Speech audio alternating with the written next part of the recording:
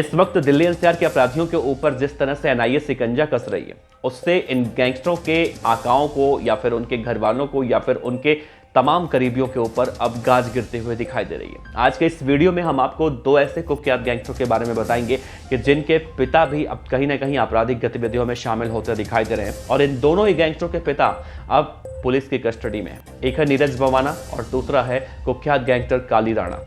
तो काली राणा और नीरज बवाना दोनों एक दूसरे के विरोधी गैंग के हैं। नीरज बवाना जहां अपने सिंडिकेट का प्रमुख बताया जाता है, तो वहीं काली राणा लॉरेंस बिश्नोई गैंग के साथ जुड़ा हुआ है। हमने आपको पिछले दिनों एक खबर दिखाई थी कि दिल्ली के कुख्यात गैंगस्टर और दिल्ली के दाऊद कहे जाने वाले नीरज बवाना के घर पे जब एनआईए ने और दिल्ली पुलिस ने रेड मारी थी, तो नीरज बवाना के घर से काफी सारी ऐसी चीजें मिली थी, जिसके बाद दिल्ली पुलिस की स्पेशल सेल पूरी तरह से अलर्ट हो चुकी थी। और इसके बाद नीरज बवाना के पिता को गिरफ्तार किया गया था और कहा गया था कि नीरज बवाना के पिता के पास अवैध हथियार थे, बुलेट प्रूफ गाड़ियां थी और कई सारी आपराधिक वारदातें निकलकर सामने आने की बात कही जा रही थी। उस केस में अभी पूछताछ चल रही है नीरज बवाना के पिता से, लेकिन जैसे ही ये खबर निकलकर सामने आई कि नीरज बवाना के पिता आपराधिक गतिविधियों में शामिल हैं, नीरज बवाना के पिता अवैध हथियारों के साथ दिल्ली में घूमते हुए पकड़े गए हैं, उनके पास बुलेट प्रूफ कार थी उसके साथ पकड़े गए हैं, या फिर नीरज बवाना गैंग के बदमाश जहां पर अपना हथियार रखते थे, जहां पर अपने हथियारों में वारदातों में इस्तेमाल की गई गाड़ियों को रखते थे,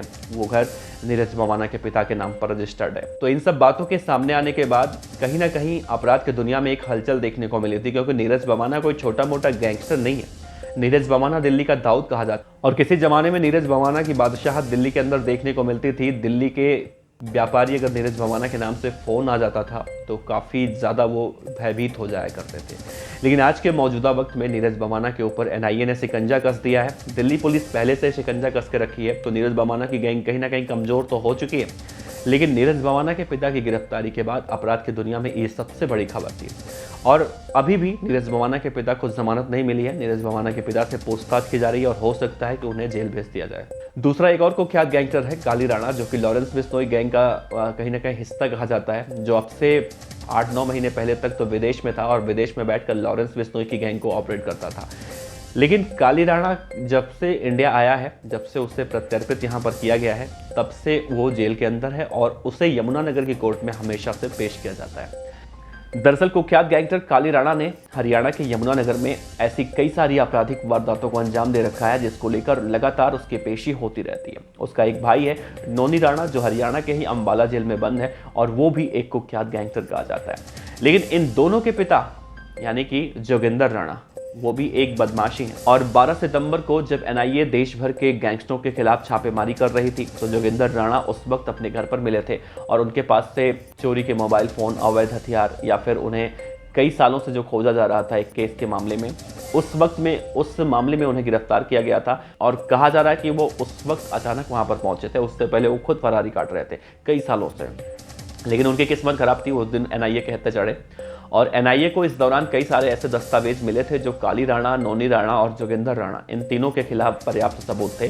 तो एनआईए जोगिंदर राणा को यानी कि काला राणा के पिता को गिरफ्तार करके जेल में डाल चुकी थी, लेकिन अब एक बार फिर से उन्हें एनआईए ने जगधारी जेल से गिरफ्तार किया है और कई मामलों में उनके संलिप्त होने की बातें सामने आ रही है।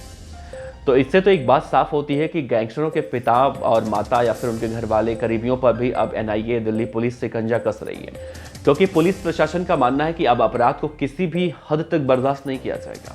अपराध करने वालों को या फिर उनके घर वालों को, जो भी आपराधिक गतिविधियों में शामिल हैं, उनके खिलाफ इसी तरह से एक्शन लिया जाएगा।